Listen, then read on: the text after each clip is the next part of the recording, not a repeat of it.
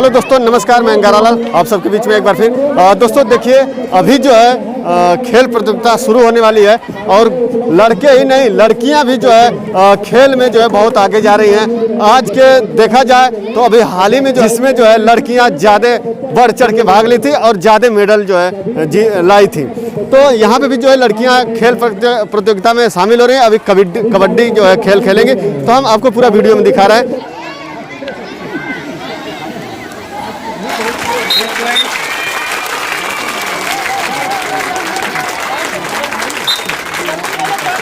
जल्दी आओ।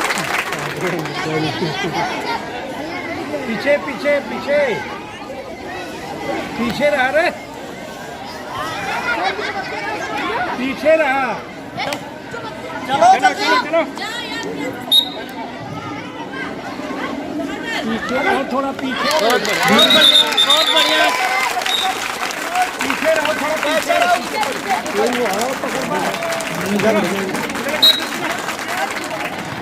इसके बाद जूनियर बालक वर्ग पीछे पीछे और की टीम खेल में भी करियर बनाने लगी हैं बेटियां, अपने दम का हुनर दिखाने लगी हैं बेटियां। जो बेटियों के खेलने के खिलाफ थे, अब उनको भी खेल में चौंकाने लगी हैं बेटियां। अब पढ़ाई के समय पर खेलना भी बहुत महत्वपूर्ण हो गया है।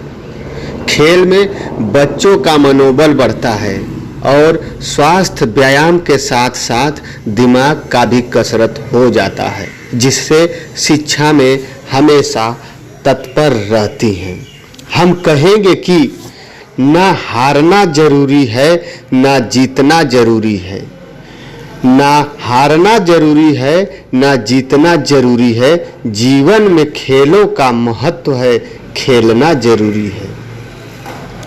हम बात करेंगे देश की बेटियों की, हम बात करेंगे देश के सरकारी स्कूलों की, क्योंकि यह समाज ना तो बेटियों को आगे बढ़ने देता है, ना ही सरकारी स्कूलों में पढ़ने देता है।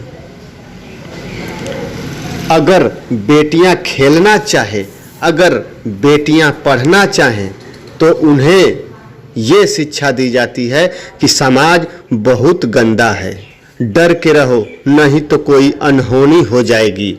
और बेटियां अपने माता पिता के वचनों का पालन करती हैं, जिससे कुछ गंदे विचार वाले बेटियों के साथ घिनौना अपराध करते हैं। लेकिन हमें बदलना होगा। हमें बेटियों को ये शिक्षा देना होगा कि तुम महारानी लक्ष्मीबाई हो बेटी, तुम माँ दुर्गा हो, तुम ही काली हो, और तुम्हारे अंदर वो ताकत है जिससे तुम अपनी सुरक्षा के साथ साथ दूसरों का भी सुरक्षा कर सकती हो। अगर कोई तुम्हारे साथ बदतमीजी करे तो तुम उससे लड़ सकती हो। डरो नहीं, डट कर मुकाबला कर सकती हो। तो फिर हर बेटी हमारे देश की सुरक्षित रहेगी। लेकिन इन सब के लिए हमें आगे आना होगा और शिक्षा के साथ साथ खेल कूद का भी प्रतियोगिता कराना होगा, जिससे लड़कियों का हौसला बढ़ेगा। तभी हमारे देश की बेटियां आगे बढ़ेंगी। आज अनेक सुविधाएं सरकारी विद्यालय में है, लेकिन हम सरकारी के नाम पर फ्री छोड़ देते हैं अपने बच्चों को, अपने बेटियों को, क्योंकि हमारा एक भी पैसा नहीं लगता है। जब पैसा लगता तब बच्चों के ऊपर ध्यान देते और कि हमारा बच्चा पढ़ रहा है या नहीं। अगर शिक्षा में वो कमज़ोर है तो गलती विद्यालय की देते हैं, गलती हेडमास्टर की देते हैं। लेकिन अपने बच्चों के साथ एक दिन भी समय नहीं देते। अगर हर गार्जियन 1 घंटा केवल अपने बच्चों के लिए डेली समय निकालकर उनके साथ बैठे, तो ज़रूर उनके बच्चे के शिक्षा के प्रति मन बढ़ेगा, शिक्षा के प्रति उत्साह रहेगा, पढ़ने में भी तेज रहेगा। हम सभी गार्जियन से पूछते हैं कि आप बताइए, क्या आप अपने बच्चों को समय देते हैं? अपने बच्चों को शिक्षा के प्रति कितने जागरूक रहते हैं? कितना समय देते हैं? कितनी बार स्कूल में पेरेंट्स मीटिंग में जाते हैं? अगर इन सब पे आप ध्यान देने लगेंगे तो ज़रूर शिक्षा में बदलाव होगा, समाज में सुधार होगा और सरकारी विद्यालय उस ऊंचाइयों तक आपके बच्चे को ले जाएगा जहां आप सोच नहीं सकते। सबसे पहले आप सभी पत्रकार बंधुओं का इस न्याय पंचायत सिरगिथा में आज के दिन इस जो खेल प्रतियोगिता हो, आप सभी का स्वागत है पूरे न्याय पंचायत की तरफ से। ये न्याय पंचायत सिरगिथा यह विद्यालय कंपोजिट विद्यालय कुसुमी खुर्द, आज यहाँ पर न्याय पंचायत स्तरीय खेलकूद प्रतियोगिता हो रही है। ये प्रतियोगिता हर साल होती है। ये न्याय पंचायत स्तरीय शुरू होती है न्याय पंचायत से, फिर ब्लॉक स्तरीय होती है, फिर जिला स्तरीय होती है, उसके बाद मंडल स्तरीय स्टेट लेवल तक जाती है। तो जो बच्चे हमारे यहाँ खेलने आते हैं, इसमें क्या है कि हर विद्यालय को पार्टिसिपेट करना है। तो हर विद्यालय की टीम कबड्डी, खो खो, कई गेम होता है, कबड्डी, खो खो, एथलेटिक्स होता है, गोला फेंक, लॉन्ग जंप, हाई जंप। तो विद्यालय को कंपलसरी कि वो कोई ना कोई टीम लेकर के इस खेल में ज़रूर शामिल हो। तो हर विद्यालय से हर बच्चों को जो खेलने के इच्छुक हैं उनको खेलने का मौका मिलता है। और सबसे बड़ी बात क्या है कि खेल के लिए न सिर्फ राज्य सरकार बल्कि हमारी केंद्र सरकार भी, उसका भी कहना है कि हमारे विद्यालयों में हमारे बच्चे खेलने के लिए उनको पर्याप्त अवसर दिए जाएं और प्रतिभाओं को पहचाना जाए और उनको आगे बढ़ने के लिए अवसर और स्टेज दिया जाए। तो वो ये प्रारंभिक स्टेज है जहां हमारे इस नौनिहाल बच्चे खेलने के लिए जो उनके अंदर टैलेंट है, अपना हुनर दिखा सकते हैं, उनको पहचाना जाता है और उनको आगे भी बढ़ाया जाता है। जैसे यहाँ पे खेल कूद कराने के लिए 2 खेल अनुदेशक बुलाए गए हैं बाहर से, तो वो लोग बिल्कुल नियमों का पालन करते हुए जो जेन्युइन तरीके से खेल कराते हैं। इसके बाद आप जाएंगे तो व्यायाम शिक्षक ब्लॉक पे होते हैं वो, और जिले पे जिला व्यायाम शिक्षक, उनकी जिम्मेदारी होती है कि बच्चों की खेल प्रतिभा को पहचाने और इनको स्टेट लेवल तक अगर ये जाते हैं तो उनको वहाँ तक पहुँचाएँ और उनको पुरस्कृत कराएं और उनका प्रशिक्षण भी दिया जाता है। जैसे अगर बच्चे हमारे जिला लेवल पे टॉप, जो टीम टॉप करेगी इस खेल में, तो उनको आगे ले जाने के लिए बाकायदा तैयारी भी कराई जाती है, ट्रेनिंग भी कराया जाता है। तो हमारे बच्चों के लिए उनके अंदर खेल की क्षमता का विकास करने के लिए ये बहुत ही बढ़िया माध्यम है जो कि आज हमारे यहाँ शुरू हुआ न्याय पंचायत स्तर पे। ये प्रारंभिक स्टेज में है। इसी महीने ब्लॉक स्तर का भी होगा और जिला स्तर का भी होगा। जिला स्तर का पीजी कॉलेज में होता है, उसमें से कुछ प्रतियोगिताएं ब्लॉक वार भी होती हैं। जैसे हमारे यहाँ कबड्डी और खो खो 2 प्रतियोगिता जिला स्तर की हमारे ब्लॉक में होगी। जैसा कि आप सभी जानते हैं, आप पूरा समाज सबको पता है कि हमारे विद्यालयों में जो बच्चे पढ़ने आते हैं वो आमतौर पर पिछड़े तबकों से आते हैं। गांव के बच्चे हैं, रूरल एरिया के बच्चे हैं, आमतौर पर ये बच्चे संसाधन विहीन हैं। तो सबसे पहले आपको बता दें कि हमारी सरकार ने 2-3 साल से हर साल प्राथमिक विद्यालयों के लिए 5,000 रुपया और जूनियर स्तर के विद्यालय के 10,000 रुपया खेल कूद की धनराशि तय कर रखी है। और ये धनराशि हर साल आती है और उससे हम बच्चों के लिए खेल के तमाम संसाधन खरीदते भी हैं। जैसे एक किट भी आती है, खेल की किट होती है, वो हम लोग अपने स्तर से खरीदते भी हैं और कुछ अच्छे हमारे शिक्षक जो हैं वो अपने जेब से संसाधन लगा करके खेल के तमाम संसाधन इकट्ठा किए हुए हैं।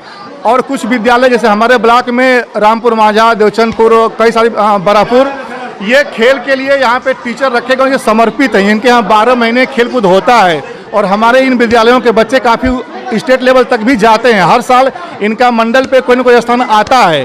तो हम लोगों का पूरा प्रयास होता है। हमारे जो अभी खंड शिक्षा अधिकारी महोदय श्री सुनील कुमार सिंह जी हैं, अपने स्तर से हमारे ब्लॉक में इस साल लेजिंग और डंबल का एक प्रशिक्षक बुलाए हुए हैं। उसको अपने स्तर से कुछ पैसा पेमेंट करके एक निश्चित मानदेय पे बुलाया है कि हमारे ब्लॉक के बच्चे लेजिंग और डंबल भी सीखें। इस खेल कूद में न सिर्फ खेल की गतिविधियां होती हैं बल्कि कल्चरल प्रोग्राम भी होता है। कल्चरल एक्टिविटी का एक अलग क्षेत्र है, उसमें भी फर्स्ट सेकंड थर्ड इनाम दिया जाता है और वो भी स्टेट लेवल तक बच्चे जाते हैं। तो बच्चे सिर्फ खेल ही नहीं खेलते हैं, कल्चरल एक्टिविटीज़ में भी आगे जाते हैं, रोल प्ले, नाटक, गायन, कव्वाली वगैरह। तो हर फील्ड में यहाँ मौका मिलता है।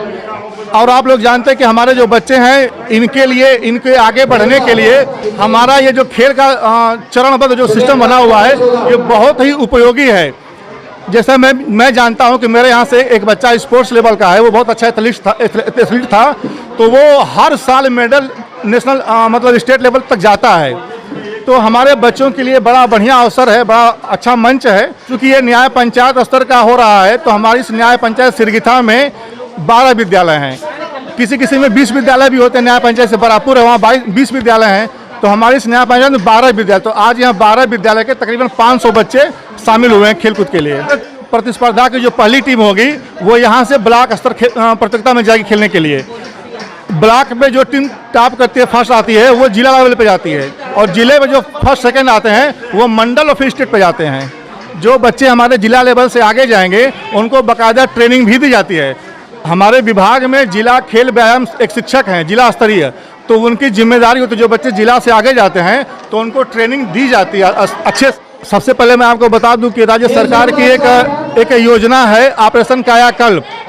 उसके तहत हमारे विद्यालयों में जो भौतिक संसाधन कम थे तो ऑपरेशन कायाकल्प के तहत सरकार ने स्कूलों में टाइलीकरण, 4 दीवारी शौचालय, बालक बालिका दिव्यांग शौचालय, इंटरलॉकिंग, ब्लैक बोर्ड, सारा कुछ दे रखा है। आज की डेट में लगभग 60 से 70% विद्यालय भौतिक संसाधन से संपन्न हो चुके हैं। तो जो पहले छवि थी, अभी सरकार एक पायलट प्रोजेक्ट के तौर पे डेस्क बेंच भी दे रही है। तो तमाम संसाधन हमारे विद्यालयों में आज डेट में मौजूद है, और शिक्षक भी पर्याप्त संख्या में हमारे यहाँ हो चुके हैं। जल्द ही आप साल भर के अंदर बदलाव देखेंगे, समाज को बदलाव दिखाई देगा। हमारे शिक्षक, हमारे अधिकारी, हमारा पूरा विभाग और पूरी सरकार पूरे मनोयोग से इन विद्यालयों का कायाकल्प करने में लगी हुई है। और आप देख भी रहे हैं कि हमारे यहाँ खेलकूद प्रतियोगिता जो कराई जा रही है कितना बेहतर मैनेजमेंट के तहत कराई जा रही है। खेल निदेशक बुलाए गए हैं, तो आपको निश्चित 1 साल के अंदर बदलाव दिखाई देगा, न सिर्फ खेल में बल्कि पठन पाठन में भी दिखे। तो बहुत से शिक्षक, बहुत से अभिभावक जो हैं हमारे स्कूलों में प्राइवेट से अपने बच्चों को भेजे हैं। जैसे ऑपरेशन अभी कोविड काल चल रहा था, तो प्राइवेट स्कूलों की जो फीसें, जो सिस्टम उनका महंगा हुआ है, तो बहुत से गार्जियन हमारे स्कूलों में बच्चों को दिए हैं। 15 से 20% ऐसे बच्चे हमारे यहाँ आए हुए हैं जो प्राइवेट स्कूलों में पढ़ते थे। तो अभिभावक के अंदर ये विश्वास पैदा हुआ है कि उन महंगी शिक्षा के बजाय हम अपने स्कूल में जाएंगे, अपने गांव में जाएंगे, अगर पूरा सहयोग करते हैं अपने अध्यापकों का, तो यहीं से बदलाव दिखेगा। उनको बच्चा जो उनकी अपेक्षाएं हैं उसको पूरा करेगा। अब से संभला मोरे मीत, अब से संभला मोरे मीत, सुन के नीता के गीत।